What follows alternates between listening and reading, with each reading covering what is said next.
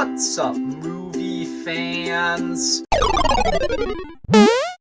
Guys, we recently got Deadpool and Wolverine, which is a film that simultaneously serves as a conclusion to the Fox X-Men series, while also integrating characters from the Fox X-Men series like Deadpool and Wolverine into the MCU. And with the release of this movie, it kind of occurred to me that I have never talked about the Fox X-Men movies on my channel before, even though I watched them all like 3 years ago. So, leading up to Deadpool and Wolverine, I rewatched all of these movies. You can actually see my brief reviews of each of these movies on my YouTube Shorts tab, and now that Deadpool and Wolverine is out, I figured this would be a nice time to go through every Fox X-Men movie and rank them along with Deadpool and Wolverine. I know technically Deadpool and Wolverine doesn't count since it's technically an MCU movie, but it is about characters from the Fox X-Men series, and like I said, it's kind of a conclusion to the series, so I'm counting it. So let's get into the list. We have 14 movies to get through, starting with number 14, the worst X-Men movie, and I feel like everyone probably already knows what it is. X-Men Origins Wolverine. This is just truly one of the worst superhero movies ever made. This is just one of those movies that is just so laughably bad on every single level. Starting with the story, this movie's story is just a complete mess. I really just can't tell what this movie is even trying to be. It feels at some points like it's trying to be this dark revenge movie, but then it also has some incredibly goofy elements like the Blob, Gambit, Deadpool, and it's just like a really weird mix of tones and storylines that just don't work together and feel very disjointed. The movie's CGI is terrible. There are so many obvious green screens. There's de-aging effects on Professor X that look terrible. Wolverine's claws are CGI and they look fake. The movie tries to shoehorn in Cyclops and Professor X to try and act as like this backdoor pilot for the original X-Men trilogy, which is so weird. And of course, when talking about this movie, you cannot ignore the absolutely atrocious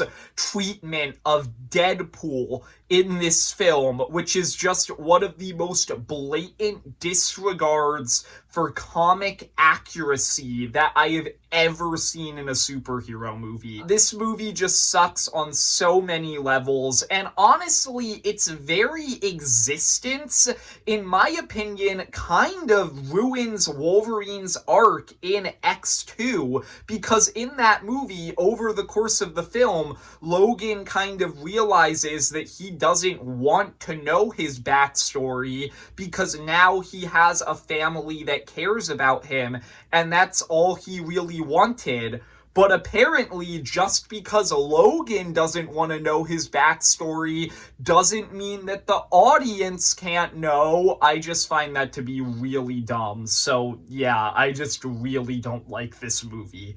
Number 13, X-Men The Last Stand, the conclusion to the original X-Men trilogy. And to me, this movie is easily the most frustrating movie on the entire list, because there are so many elements of this movie that could have been great. If you just look at the two basic main plot lines that this movie is trying to tackle, they sound fantastic. The plot line about the mutant cure can lead to a lot of very natural conflict within the mutant community, movie, and it can create this big war. So that's a cool plot line to have in this movie. But then the other main plot line is the Dark Phoenix storyline, which is literally the most popular X-Men comic storyline of all time. So you have two very good plot lines to pick from to make a great movie. The problem is, rather than picking one, they picked both of them and tried to do them both in one movie that is under 2 hours long. And the result is a mess.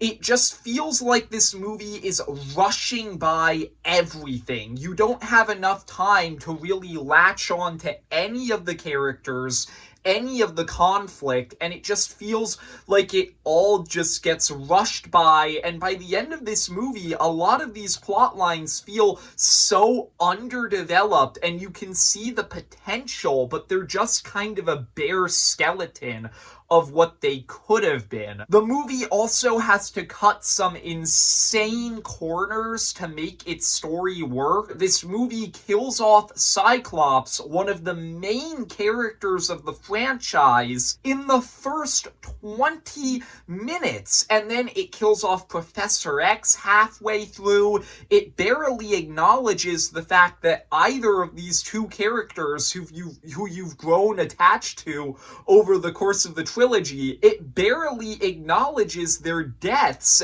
and as a result, you don't really feel the weight of anything that is happening in this movie. By the time you get to the end, the movie sidelines the Dark Phoenix storyline, which, reminder, is the most popular X-Men storyline of all time, in favor of the Cure plotline. Like, this movie is just a mess. I do think that this movie has one really good element, and that is Magneto. I think that he's actually great in this movie, even better than he was in X-Men 1 and 2. Ian McKellen's performance is as menacing as always. He has a ton of very menacing lines in this movie. I really like the fact that he is actually genuinely distraught over Charles' death, even though they've been fighting each other for years. That just adds a whole bunch of dimension to his character. So yeah, he's the one good element of this movie. Number 12, X-Men Apocalypse. And this is a movie that I honestly just don't have that much to say about, mainly because I think that this film is one of the most generic and forgettable films in the X-Men series, where if you look at the plot of this movie, it's literally, oh my gosh, there's this big, ancient, evil bad guy who wants to take over the world. Why does he want to take over the world? Because he's evil. So the heroes have to come together and they beat him using the power of teamwork in one of the most noisy, overproduced final battles I have ever seen in a superhero movie. Yeah, this film is literally just one of the most generic, cookie-cutter Marvel superhero movies that I have ever seen. So that's really the only thing that I really have to say about it. I do think that this movie has some alright elements to it. I actually do like the fact that we get to see younger versions of Cyclops, Jean Grey, and Storm in this movie. That was a lot of fun. Once again, really like Magneto in this movie. For some reason, it is really hard to mess up Magneto in X-Men movies, even when the movie is bad. But his arc in this movie, where he tries to settle down and have a family, but he gets pulled back into this conflict, I actually found that to be pretty emotional and powerful, and Michael Fassbender's performance in this film was fantastic. Really respect this movie as a prequel to the original X-Men trilogy, because this movie, finally, after years of having this burning question, it explained how Professor X lost his hair. So that automatically makes this movie like an 11 out of 10. Number 11, X-Men Dark Phoenix. 13 years after X-Men The Last Stand, Fox decided to try and have another go at the Dark Phoenix saga. They hired to direct this second attempt at the Dark Phoenix saga. They hired the same guy who wrote the first attempt at the Dark Phoenix saga. What can go wrong? Now, I will say, I think that this movie is an improvement over X-Men The Last Stand, mainly because this movie actually does focus on the Dark Phoenix saga rather than sidelining it, but I still have a lot of problems with this movie. For one thing, I think that Jean's arc throughout this movie kind of feels rushed and unnatural. She switches to being evil super quick, and then she switches back to being good even quicker, and it just doesn't feel natural. The villains in this movie are the most generic villains in the saga, even more generic than Apocalypse in the last entry on the list, which is very hard to do. And the characters in this movie just act incredibly unlikable and out of character. Professor X is suddenly a narcissist in this movie. Raven spends the entire movie arguing with Charles. Magneto apparently can't ever have character growth in this franchise. So in this movie, he's a villain again. Like, why can't you just let him learn and grow into a hero? This is the one X-Men movie that ruins Magneto. I'm retracting my previous statement. This one movie messes up Magneto. And then my least favorite character in this movie is Beast, who goes to wanting to murder Jean after Jean accidentally kills Raven, which just feels so out of character for him.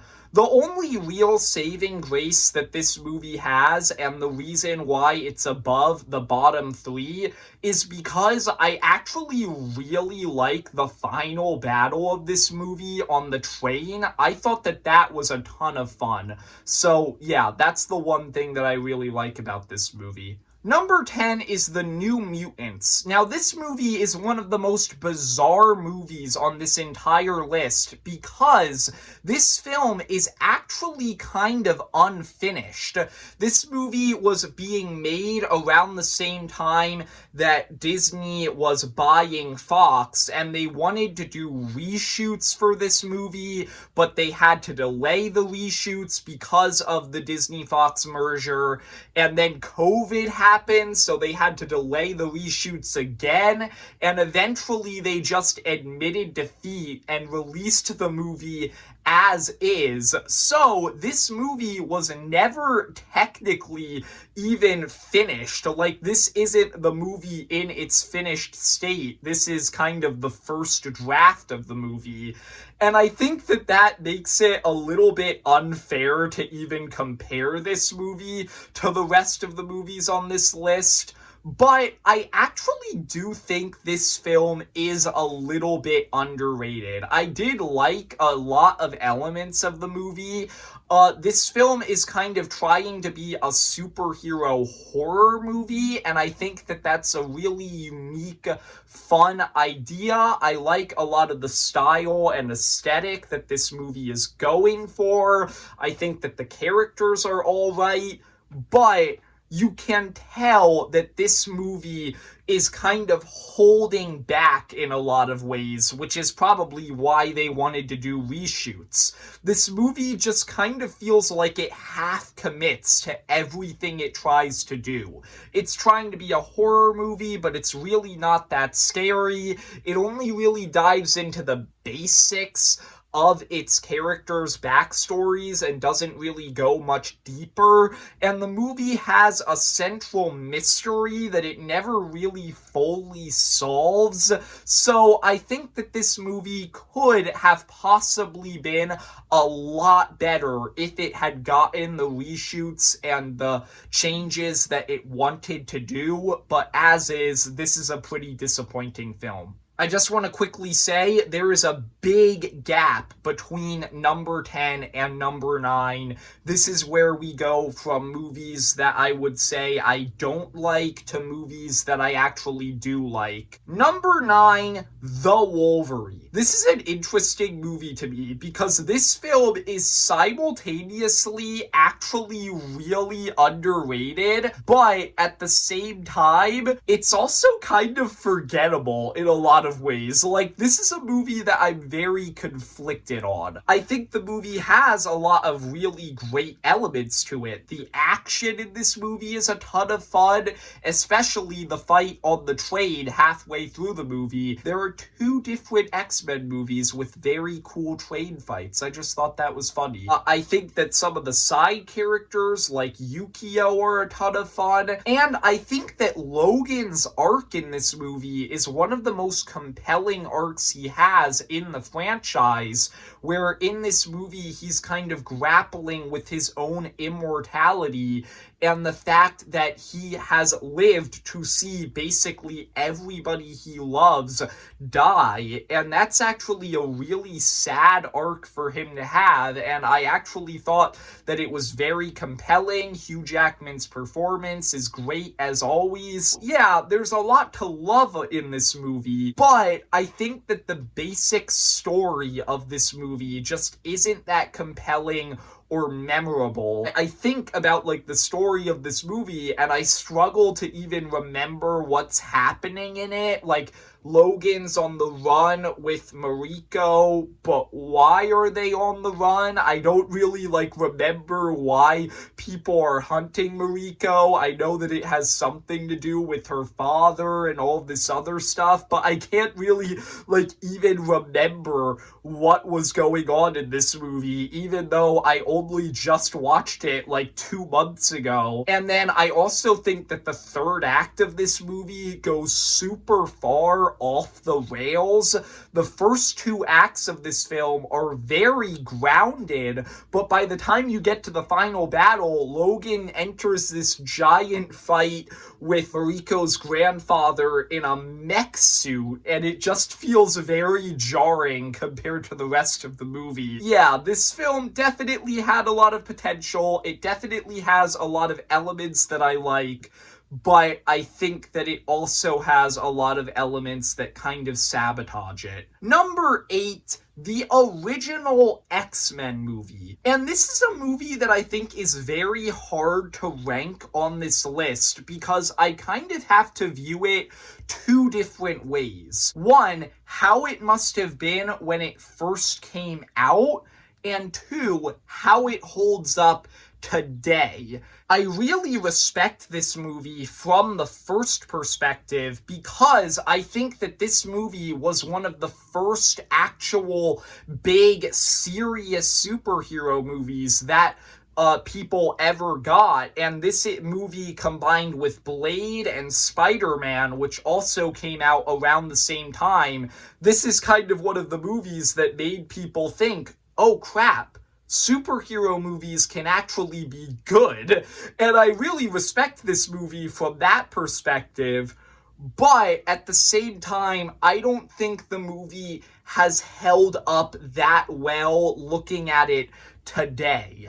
I think that this movie's real strong point is the way that it introduces us to the world of mutants and the X-Men, because this film kind of chooses Logan and Rogue as these point of view characters who you're kind of following throughout the film as they discover this world, they discover the X-Men, they discover the Brotherhood of Mutants.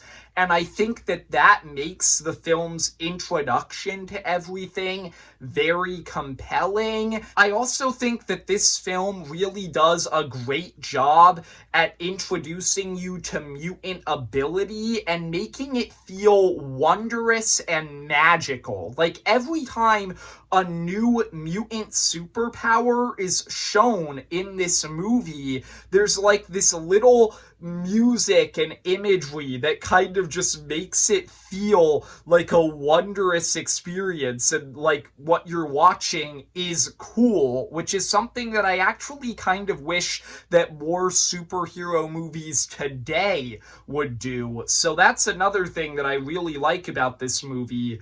But I think my main problem with this movie is that you can kind of tell this movie is kind of scared and ashamed to actually be a superhero movie, because in this movie, it constantly makes fun of the source material, where they have the code names Cyclops, Wolverine, Sabretooth, but when they mention those code names, Logan makes fun of them. And then later in the movie, Logan makes fun of their black suits. And then Cyclops says, "What would you prefer? Yellow spandex?" Get it? Because the yellow spandex are what he wears in the comic. And I just think that that's kind of annoying. Be confident in what you are. Don't be ashamed to be a comic book movie. If you're going to be a comic book movie,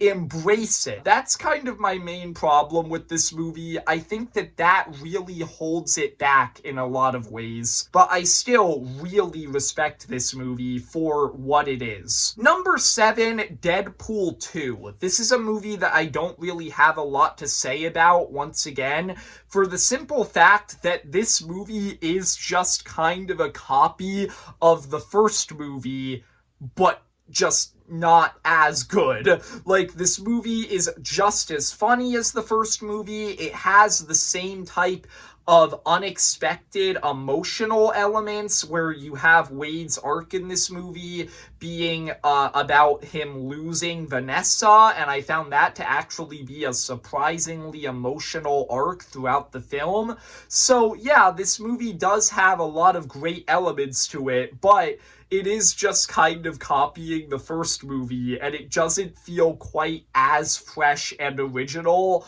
which is why it's at this spot on the list. It's still great, it's just not as good as the first movie. I also just want to mention, I think the main thing that I really like about this movie is actually the side characters that this movie adds. The first movie already had a lot of really great side characters, but this movie adds in characters like Cable, Russell, and Domino, who are very fun, and they switch up the dynamics in this movie a bit to make it fun in slightly different ways than the first movie. So yeah, Deadpool 2, solid sequel, but not a particularly original one. Number 6, the newest movie on this list, Deadpool and Wolverine.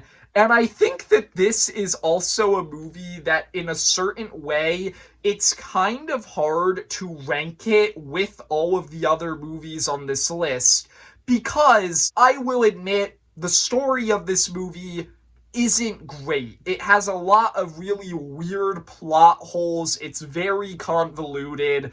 Like, from a story perspective, this film just doesn't really hold up that well. But I feel like the entire world kind of collectively went like, who cares, when this movie came out, because it is just so much fun. At the end of the day, this movie really was just an excuse to give us a buddy comedy between Ryan Reynolds' Deadpool and Hugh Jackman's Wolverine. And they did it. And it is just so funny. It's so much fun. It is a movie that is just so weird in so many different ways, but you just don't care because it's just super enjoyable. It has all of the different fun elements that you would expect in a multiverse movie. And like I said in my review, in many different ways, this movie feels like a tribute to the X-Men saga and the early 2000s Marvel movies that came before the MCU. And I just really respect this movie for being that. So yeah, it doesn't have the best story in the MCU or the X-Men saga, but it's just a ton of fun. Number 5, X2. I think that this is actually an interesting movie to compare to Deadpool 2, because I think that they are both very good sequels, but they're completely separate kinds of sequels, where Deadpool 2 is a movie that copies the first movie, and it's good, but it's not quite as good as the first movie. X2 is a movie that does everything that the first movie does, but better. Like, this movie is just a great improvement to the first X-Men in so many different ways, and the reason for that is because this film has a story that has way higher stakes than the first X-Men movie. Like, this film is about all of mutant kind being at stake. Humans are hunting down mutants. The villain's plan is to try and get Professor X to kill all mutants. Like, that is a very interesting and compelling plot line. But even though it's way bigger than the first movie, it's also more personal, because the villain of this movie, Stryker, who is one of the best villains in the franchise, has a connection to the main character of the original trilogy, Logan. He is the only person who knows the truth about Logan's past, and that causes a lot of natural conflict within this story, within Logan as a character, and I found that to be very compelling. So yeah, I think that this movie has a slightly more compelling story than the first movie, and then beyond that, I think the movie is just a lot more fun. It has a lot of really great action sequences with Nightcrawler at the beginning of the movie, the attack on the X-Mansion, the sequence in the plane halfway through the movie, the final battle. All of those are just fantastic, memorable action sequences that I really enjoy.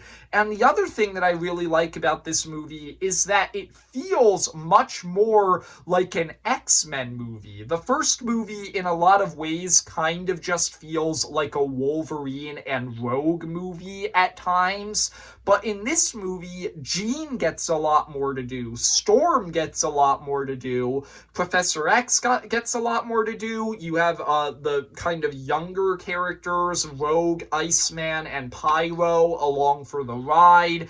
The X-Men have to work with the Brotherhood of Mutants, which I thought was a really cool way of kind of switching up the dynamics here. Yeah, this movie is just great in a lot of different ways, and I find it to be an improvement over the first movie. Number 4, Deadpool. And to me, this movie is just a blast. This film was kind of the first rated R superhero comedy movie to come out recently, and now we have like a lot of those movies coming out, and that's all because this movie proved that those types of films could be very fun and successful. Like I said, this film is just a ton of fun. It's very meta. It has a ton of different very funny meta jokes about the superhero genre. It's very inappropriate, very graphic, violent. All of that kind of made it unique within the superhero genre. It's not necessarily unique anymore, but at the time, all of that was just a ton of fun to see in this movie. Deadpool is just a very fun, unique character because he can break the fourth wall and talk to the audience, and that causes this film to be a ton of fun. You have great side characters in there like Colossus, Negasonic Teenage Warhead, Vanessa, Blind Owl, the taxi driver, Weasel, just all great fun side characters. There's some great action. There's a hateable villain. And the other thing that really works in this movie is the fact that its story is way more emotionally powerful than you would expect it to be, because this movie is a film about Deadpool falling in love with Vanessa and then getting diagnosed with cancer and turning to this terrible form of treatment to try and cure himself. And then from there, it becomes a revenge story. Like, this movie is a lot darker and a lot more compelling than a lot of people give it credit for. And I think that that's another thing that really works in its favor. Number 3, X-Men Days of Future Past. Now, I'm going to say something here, and I don't know if this is going to be controversial.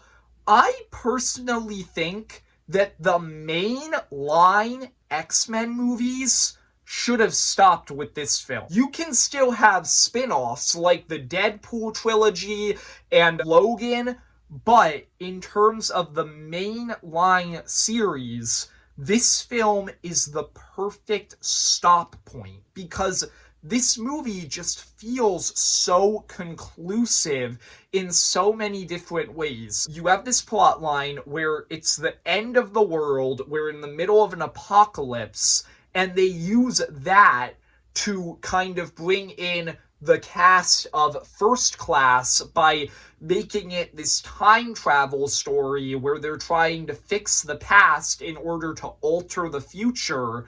And that just makes it a really cool, grand scale, epic storyline where you're able to have this super dark, apocalyptic future where you have a ton of different fun action sequences. But then along with that, you have Logan, Charles, Beast trying to alter the past, and you get to throw Magneto, Raven, Quicksilver in there. You have a ton of really fun sequences like the time in a bottle Quicksilver sequence. Like, yeah, this movie is just such an epic, fun, grand story that I think would have been a great conclusion to the X-Men series.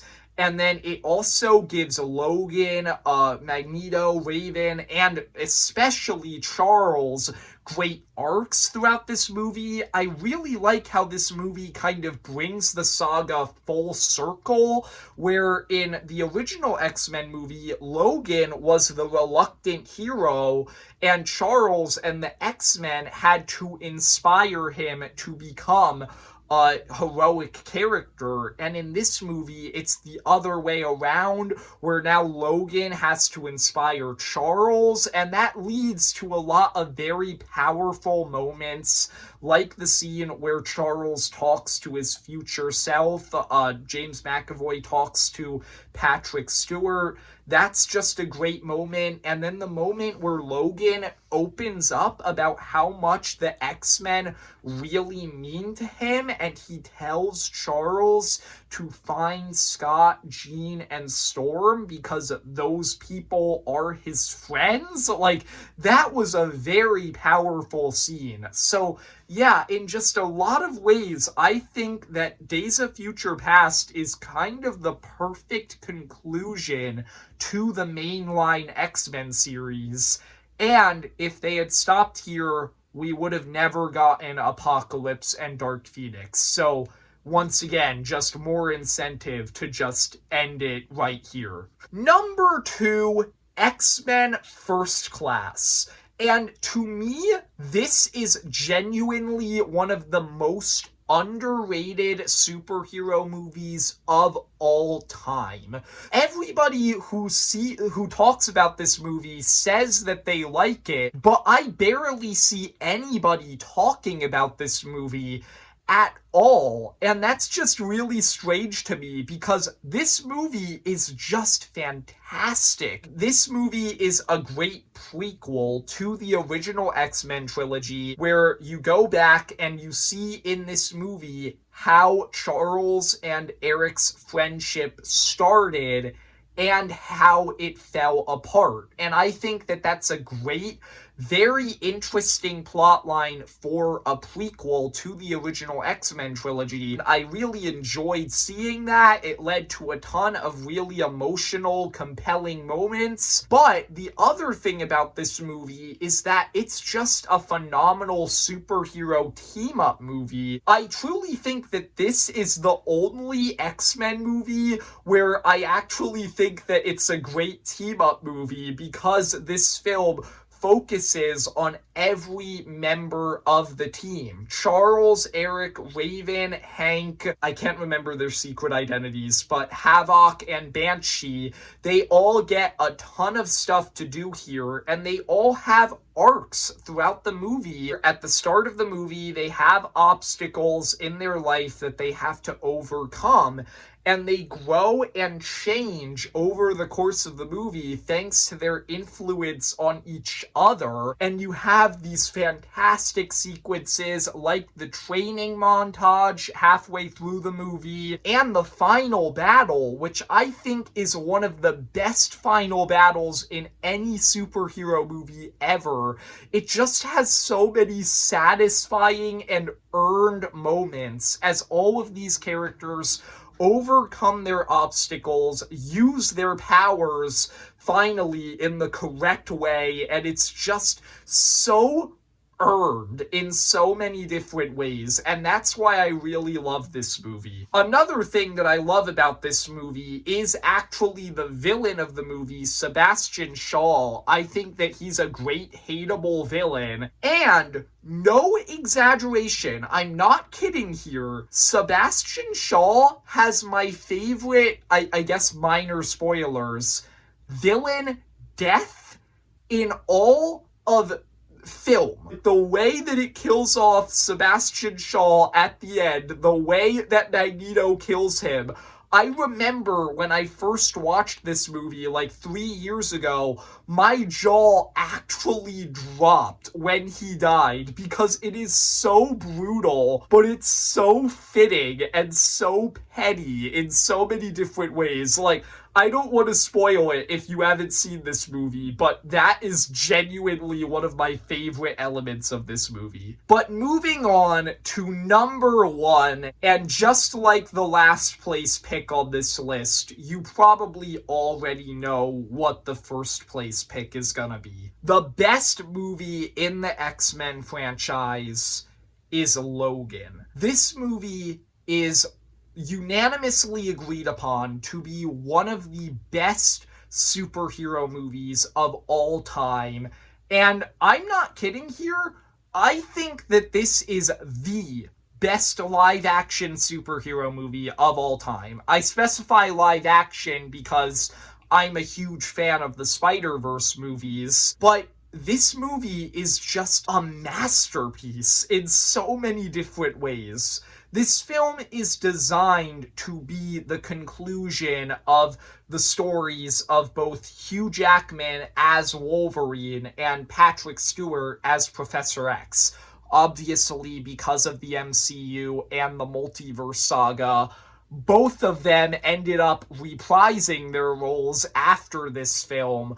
But as a conclusion to these versions of the characters, the film is just so perfect. It kind of brings the dynamic back to the way that it was in the first X-Men movie. It brings things full circle in a completely different way than what was done in Days of Future Past, because in this film, Charles once again has to inspire Logan to be a hero again. Logan's lost the will to live, he's lost the will to fight, and he doesn't care anymore. But there is a mutant with the exact same powers as him who is going to go through the exact same sort of thing that he went through, where he was turned into a weapon for so much of his life. And throughout the movie, Logan has to find the will to live again, to fight again, in order to protect